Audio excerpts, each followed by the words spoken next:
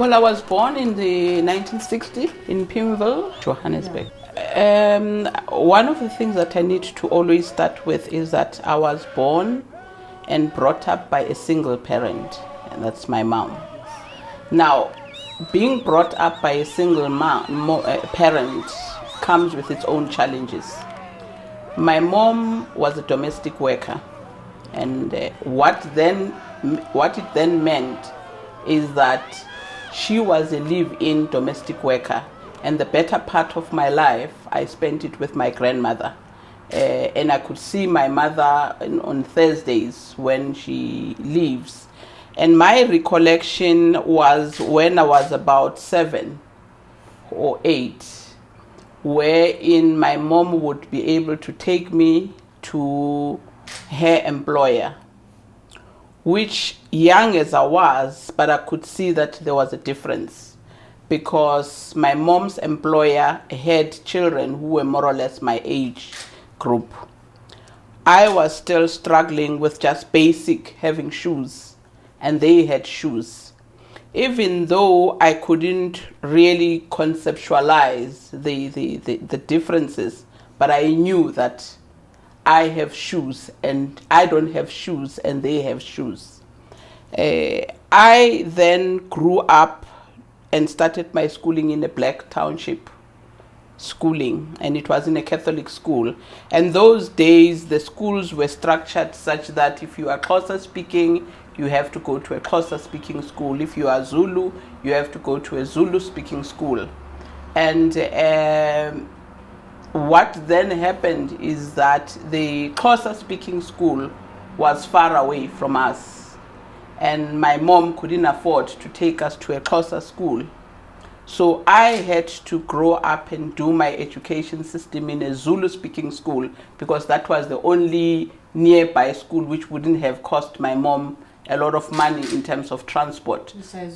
Zulu speaking, but I come from a Xhosa background. But I actually, throughout my schooling, I then went to a Zulu speaking school. But I think one recollection that I would always have, if one is to summarize, is the conditions that existed then of schooling and the conditions that my kids have today of schooling. A huge difference.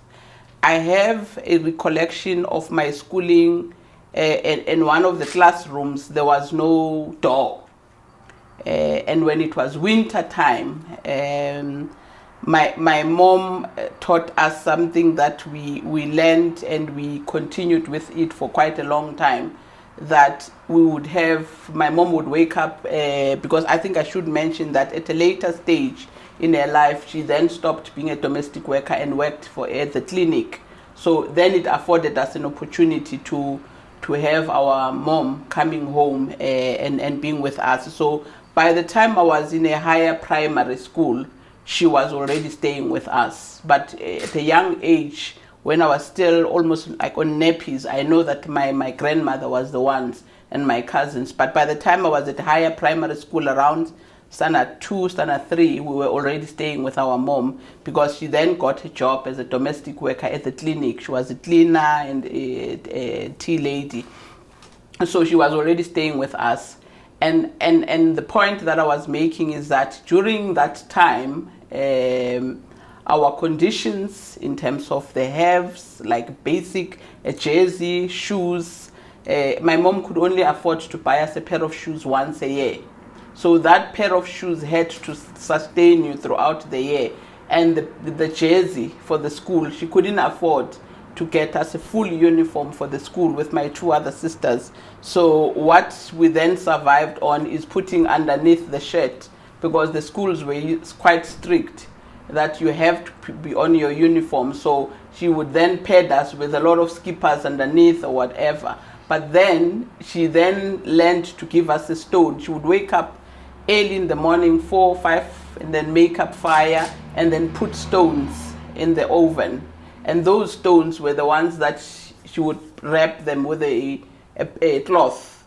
And they used to sustain us for quite a while. So we grew up having that kind of a background. And if one is to then fast forward and say what has changed for what really transpired in getting me to get involved. By the time I was at high school, I knew that system is wrong. I knew that something has to change. We grew up being in a Catholic school, so already when you are growing up, you then get to know. I think we used to go to a cathedral once a year.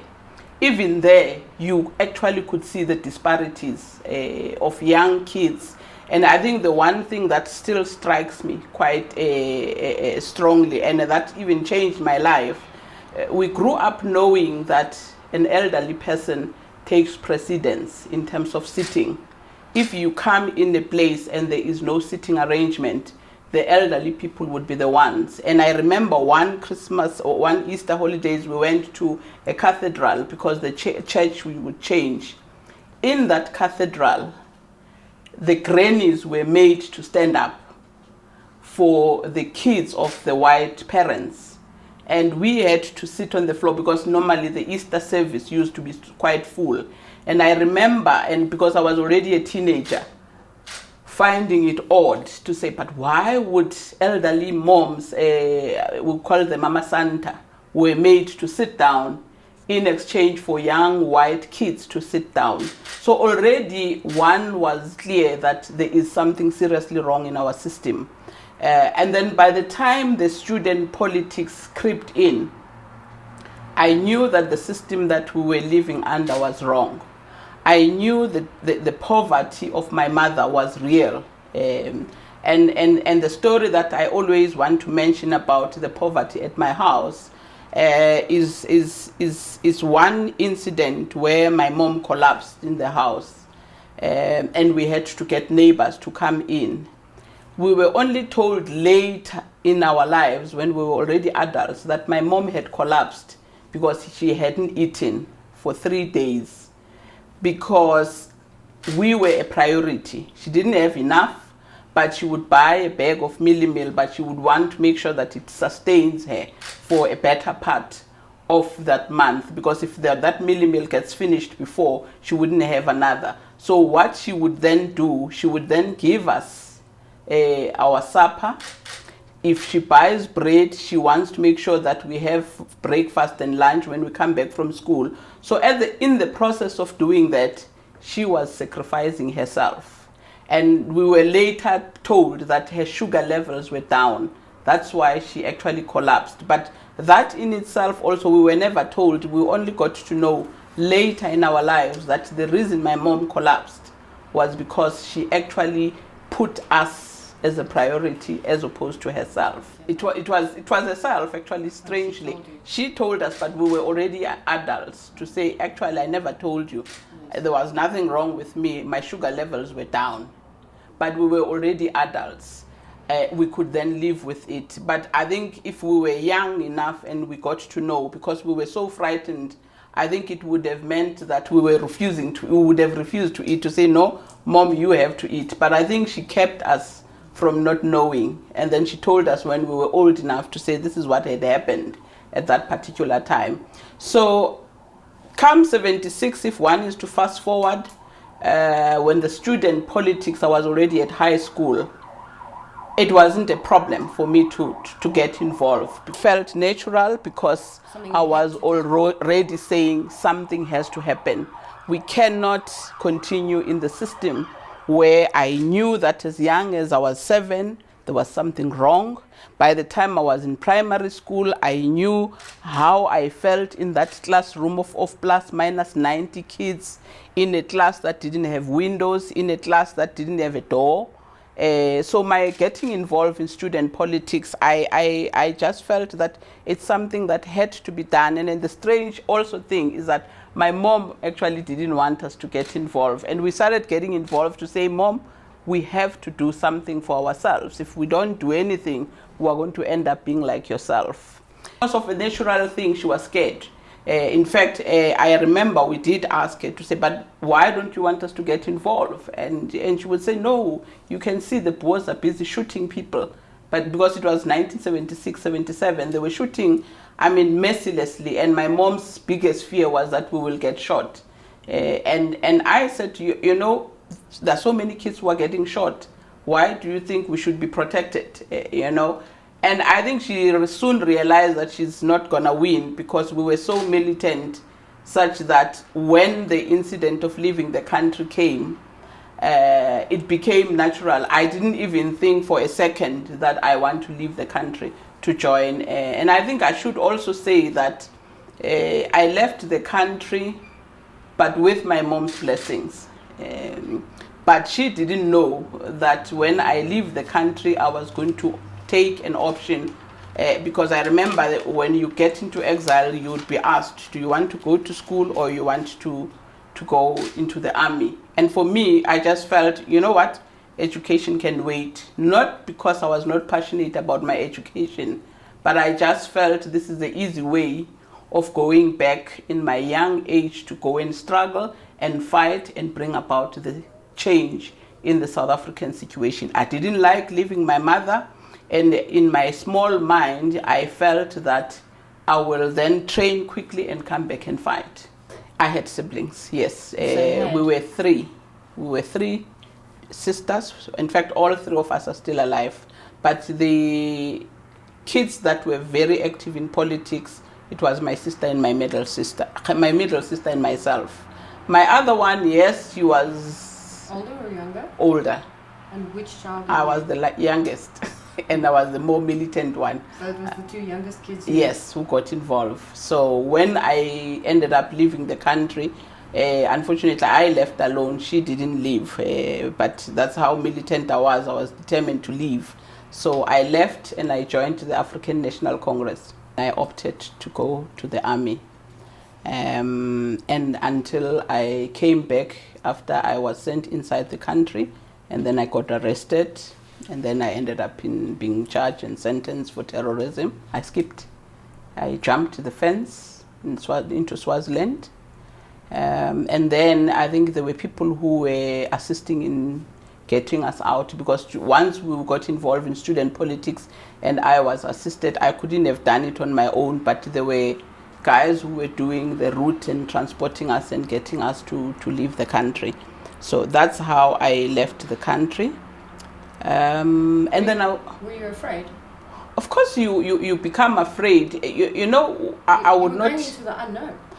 One, I was afraid of the unknown. And secondly, I was also terrified of leaving my mom, because we've always grown up and being a close family. So obviously that. But I think my desire to bring about change overtook everything. It almost overtook everything. I only realized after we had crossed into Swaziland to say, God, what have I done? We could have been arrested, something could have happened, we could have been shot. But I think at that time, I think probably it assisted being young. You know, sometimes when you are young, the dangers are not as massive as if I were to think now as an adult. You think a lot of things, but at the time, what was in my head is that I needed to bring about change, and that passion, sadly, I still have it even to this day, and that's why I've ended up in the public service, because I went and did my training, and I was in the political unit, and I came back. I trained in Angola, and I trained in the Soviet Union, and I trained in Germany. I trained in Angola, and I trained in Soviet Union, and I trained in Germany, or East Germany then, and then I started working in Mozambique and Swaziland, and then finally brought into the country. Yes, I had to learn new languages, but I must be honest, I'm not even that great at them. Portuguese and Russian. German I didn't do that well, because I think we were there for 4 months, but I think the longest time it has been in Soviet Union. Then I was there for a year, and then I was there for almost 2 years in Angola, the training. So yeah, but I could navigate my way in Mozambique with Portuguese, because I stayed quite a while in Mozambique with my Portuguese. I think at the time, the struggle of the African National Congress has been in two fronts. one on the political level, but also on the military. And I was in the political unit. In fact, I shouldn't even be saying on two fronts. It was on three fronts: international solidarity, and it was also the military, and also it was the political work within the country. I then came back into the country to work and do ANC political work, servicing some of the internal ANC unit. That was in 1988. And sadly, I was then arrested 89 through one of the ANC cadres who had turned to be a spy and spotted me in Soweto. Unfortunately for me, I think they arrested me before I could even go and meet the person I was going to meet. So they only managed to arrest me alone. And I went into trial and I was sentenced. And yes, at the time, the ANC was getting closer to getting the apartheid system to come down to its knees and negotiate. So I was then released. I think I was released I even remember the date because I was released the same day with the now Minister Derek Hanekom on the 19th of March. I think it was 91. I think that's when we were released, in 1991. Because I think all political prisoners were kept in the same area of political prisoners. I was in Kronstadt at some point, and I was in Klerksdorp at some point. But when I finally got released, I was in the Central, Pretoria Central. That's where I got released. As a woman, I think one could never miss that it was one of the experiences that ended up being an asset for me to toughen me up. Because when we went to the camps, there was no separation that women have a different training and men were having a different one. That's where we got to know that we are here fighting the same war, same enemy, whether it's men or women, and it came with its own challenges. But I wouldn't say it is challenges that I would say I regret. It came with challenges that I knew when it is time for running. There's no question of saying women shouldn't run. We were running the same. When it came to assigning tasks, there was never a question of saying women should be given a separate task as opposed to. But equally, one should say that even the men, a lot of ANC male have had to go through a transition that we also as women. And the one specific incident, I think I remember we had a lot of men who were so fixated that the cooking is meant to be done by women. And they had to go through that whole transition that, you know what, there is a roster, whether I like it or not, I have to cook, it's my turn. And if it is my turn as a woman to cook, we would cook. So I think all of us had to go through a transition, quite frankly. And it was a rewarding one, because today I can be able to relate to the gender mainstreaming that we're trying to bring about, that we do need to have some challenges of transforming society. We've done it in exile, and I'm one person who's very proud of our male that we were with in exile. They knew there was a term that they were using, they were calling us flowers of the nation.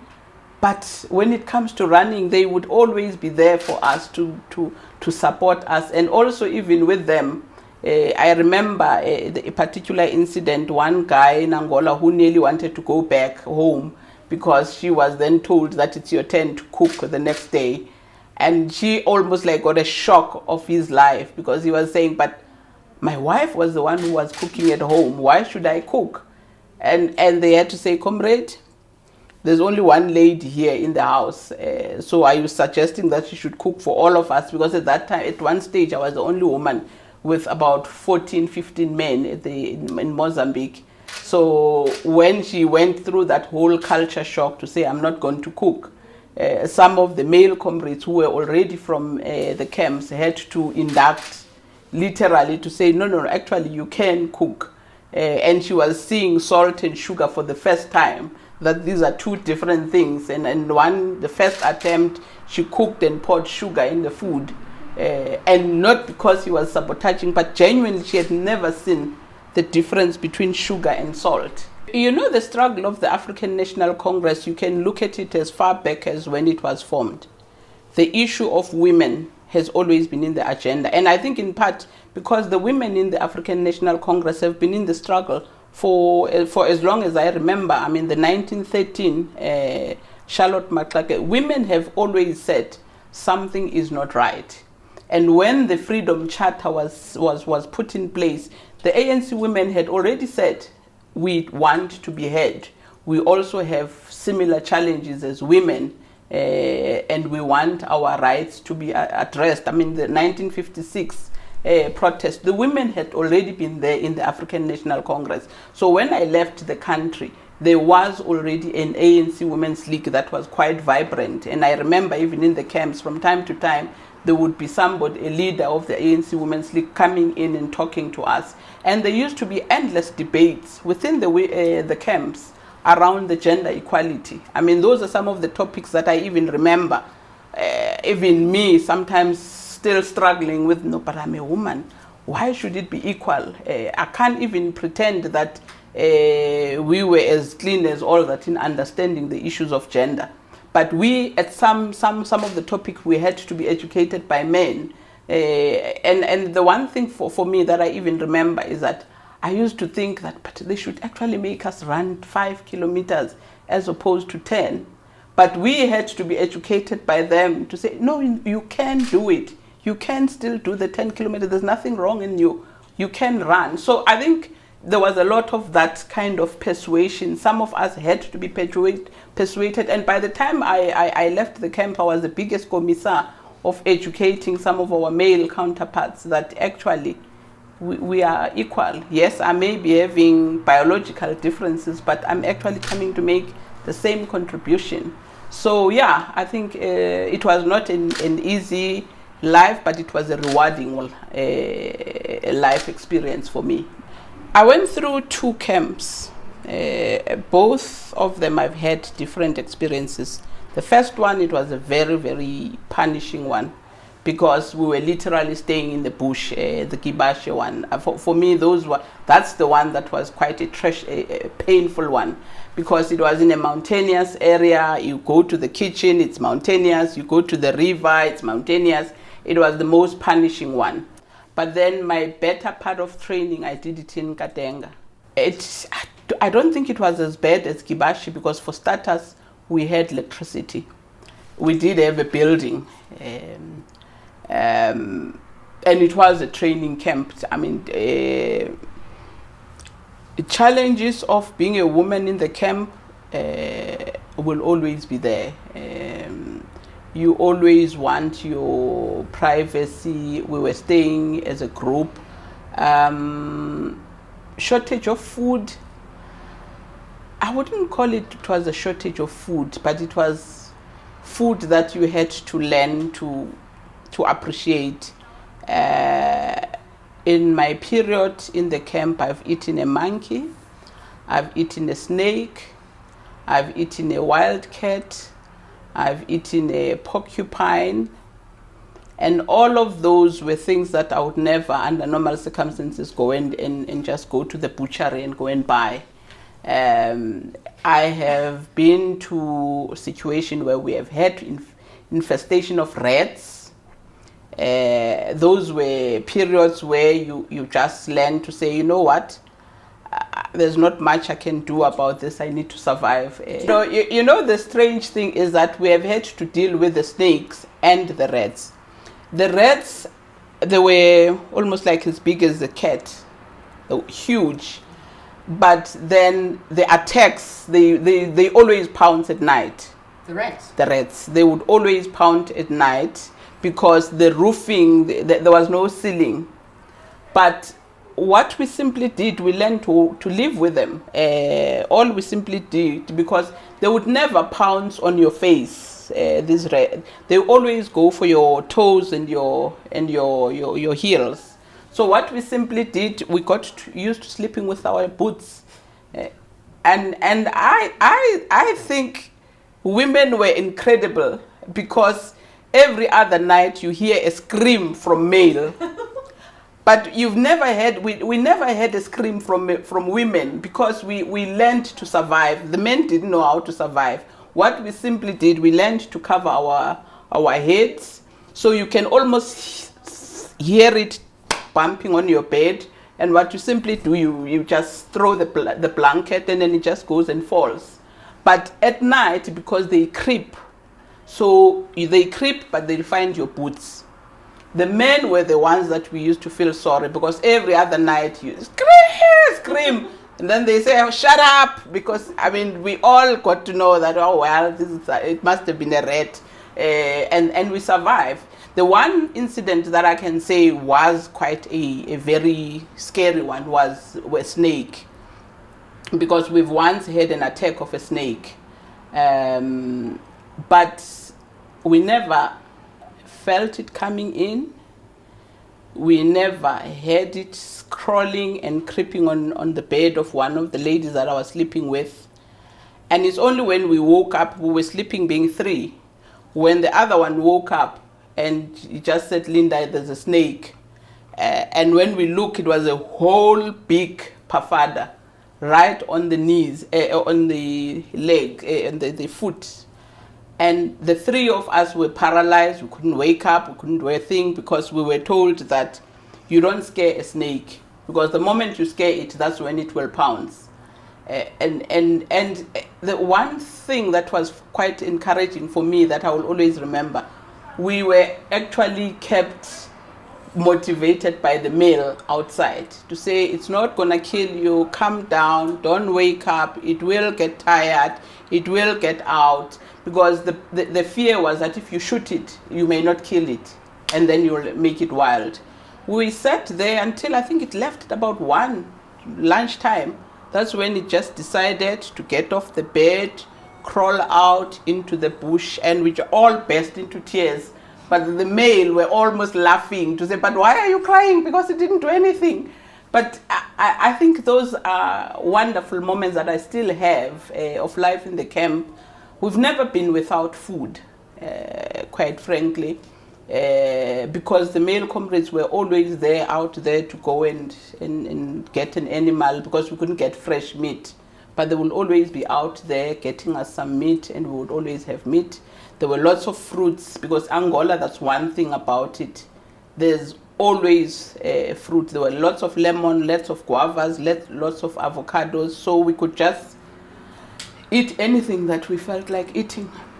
But yeah, fast forward now, for me, I think coming to work in the public service when I got released became a natural option.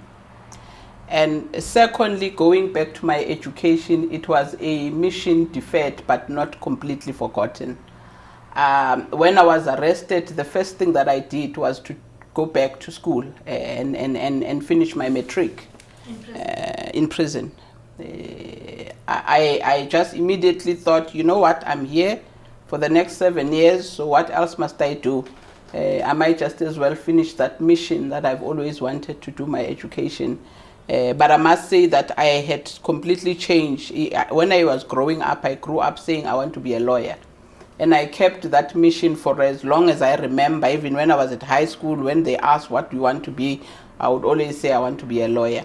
But by the time I was in prison, I was clear I want to do work in the public service. And that's how I ended up doing my degree in public administration and my honors and my master's, in fact, in public administration. And when I got released, naturally for me, I went to work for the ANC. That was my starting job. I went back to the African National Congress to work. And then after the elections, I went to work for the public service. Yeah. What has changed since my contribution? I believe we've sacrificed quite a lot of our lives as young people. But for me, when I look back, I feel that we have made a contribution. South Africa wouldn't have been where it is now if we were not resolute in changing the system that was in existence at the time. Whether have we made a difference 20 years later after the elections? Certainly, I think we have made a dent.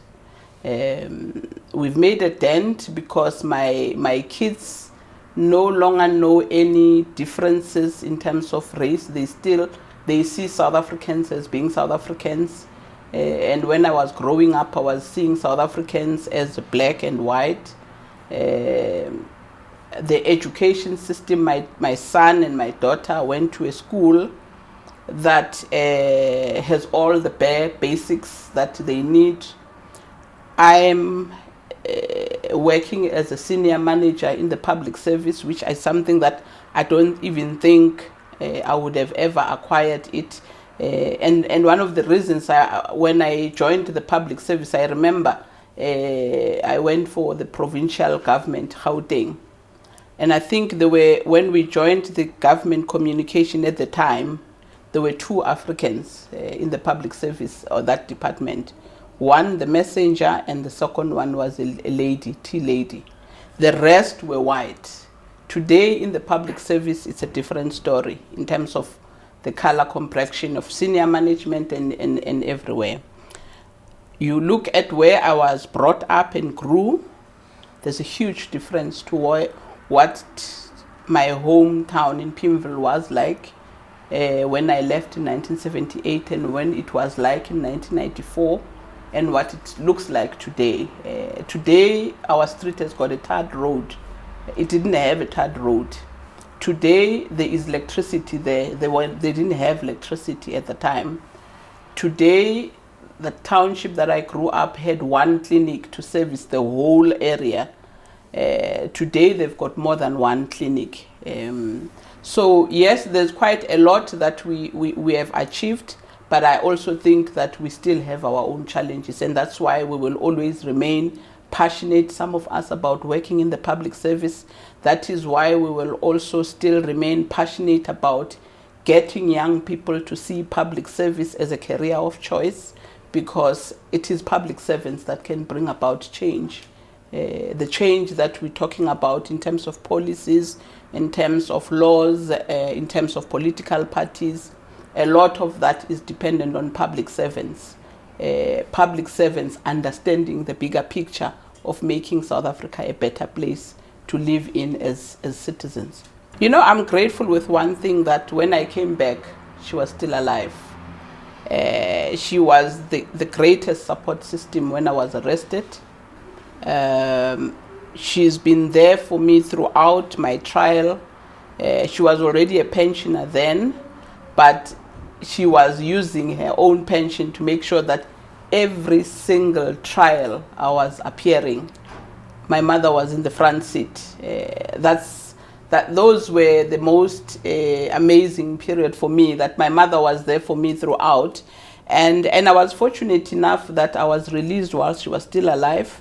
And I started working whilst she was still alive, even though she didn't stay with us for too long. But at least I know that I did a bit of spoiling. In fact, towards the end, she couldn't walk, but it was a standing thing. Whenever she needed something, we made sure that she goes herself and select, and we pay. I was doing that as a way of saying, you know what, I'm what I am today. If it wasn't for you, I don't think I would have been where I am. And I think she's been quite a supportive. When she was no longer able to walk, and she would say, no, Phumla, can't you do the shopping yourself? And I went and I bought a wheelchair. And I insisted, because I knew she likes selecting what she wants. And what we did, I invested in a wheelchair so that at least my mother, once a month, she goes in that mall, select what she wants. And I think I had the greatest moment. When she died, she was still staying with me. So at least I did have some good moments with my mom. But yeah, she passed on in 2005. You know, my mom was not educated. In fact, she used to say she only went up to standard 4. But she probably is one of the most interesting figures in our lives, because I do have memories when we would ask, why is it different the incident of the church when we came back and we were asking her to say, but why were and she was saying, my children, this is apartheid.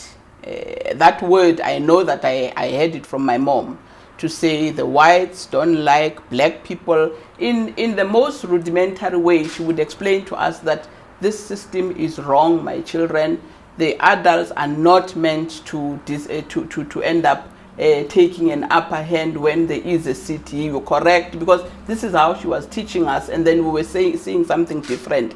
So she actually was amazing in trying to contextualize in her small way some of our kiddies questions that we didn't understand.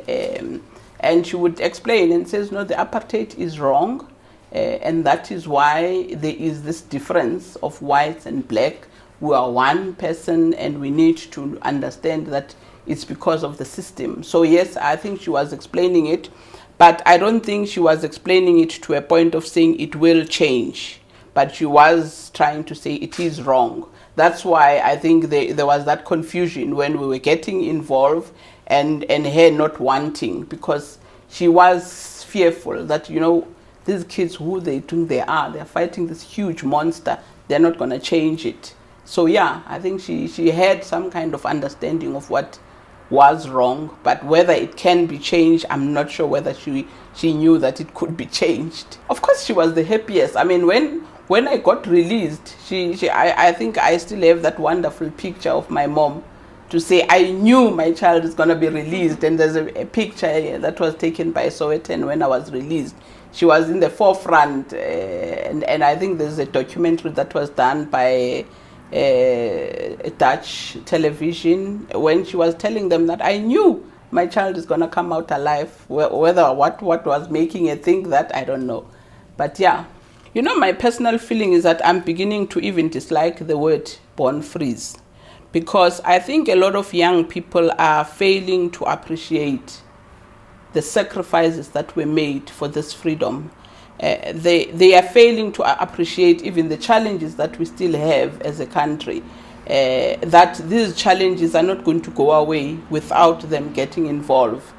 You find a young person saying, no, we are born free. You know, you are dinosaurs, you know, but they don't appreciate that for this journey to have got to this far, it was because of young people who said never in our lifetimes. But you find young people who are saying, we are born free, we don't see any need for us to get involved. You know, it was during your time.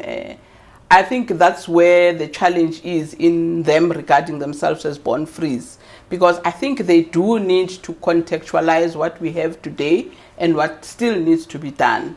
It's not unheard of finding young people saying, no, government is not giving us any work. They don't realize that if they just take a step back and say, you know what, I can do something also. I can create a job for myself. I mean, I say that all the time to my kids, to say, you can't say you are waiting to get a job. I'm paying for you to go to school. We have a challenge as a country of unemployment. What is it that you are going to do? You are a photographer. My son is so interested in. I said, go and start something. Get paid, start saving your pocket money, instead of you saying this 100 rand I'm giving you is for you to eat it. Because they are just, you know, they are on a honeymoon. And I'm saying that for me, I think it's something that we need to reverse. Really bring young people back to reality that, you know what, the struggle is not yet over. It may not be that one of the apartheid, but it is a struggle for making a better life for all of us, even for their own generation. Because if they carry on this way, we are a generation that will age. But imagine what they are trying to portray themselves. Not very long, we will be reversing those gains, because some of them that just think, you know what, I'm going to go and live somewhere else and somebody else will do it. So it's that culture that for me, I think we do need to really calm down. Yes, they came out, they are born free, but I think it shouldn't end there. It should make them realize that they have to do something to carry the baton. You know, that tone of saying, we leave the baton for the others. I don't get a sense they are grabbing the baton. Yeah. You know, they are on a honeymoon. I don't know. I've never done a study, but I was just listening to the Minister of Rural Development. She was addressing the young people, and she was even throwing examples of young people in rural areas to say, you know, I just want young people in urban areas to go and see what young people in rural areas are doing. So clearly there is something happening in young people, because what she was saying is that when I go to some of the rural areas, I find young people got themselves a plot, they've started gardening, and they say, government, can you assist us with some kind? And she was saying that, you know, there's a lot that urban young people can learn from young people in rural areas. I don't know how wide that problem is, that good story is, but I think Minister was making reference when it was a seminar of the young people on the Youth Accord, and they were all going on about government is not assisting us, government is not, you know, and Minister was saying, you know, I think we need to get away from government is. I want to hear you young people saying, what is it that you want to do, and you want me to come and support you. And then she cited a few examples of some of the projects that were started by young people in rural areas. So yes, I think it's not as, but I think in the urban areas it is a worrying trend, quite frankly. A war in inequalities, because I think you're correct to say, yes, we have a political freedom. Yes. That nobody doubts it. But I think the war on economic freedom, it's a war that we still have to fight, all of us, and young people are central, because they are at that age, prime age, where they are the ones who can drive the economy to where it's supposed to be. And that's what we need to invigorate within young people, to say, yes, we are here, we have a political freedom, but I think we need young people to work with what we have achieved to take the country forward. I was just saying that we still have inequalities, we still have the challenges of unemployment, and I think those challenges require all of us, quite frankly. I don't think they require government alone. I think they require everybody to put their heads. And I think one of the good things that we can be proud of as South Africans, we have a plan. And that plan can only come to reality if everybody gets involved. Government can do so much, private sector can do so much. Citizens of this country, in particular young people, can do something about taking us forward as a country. These inequalities, that unemployment is not going to come on its own. It's not going to be resolved on its own. We do need a participation of everybody. And I was citing an example, for instance, of this unemployment to say, you know, we need to get young people that they can start something themselves. Let them not say, I've been applying everywhere, I can't get a job. But I'm saying that let them also think and be creative and work with government and work with some of the companies, private sector, the internship programs. A lot of them, they give them a lifeline, but I think they need to take it forward. So yes, I think there's still a lot that we need to do as a country, and all of us who are still able to work and make a contribution.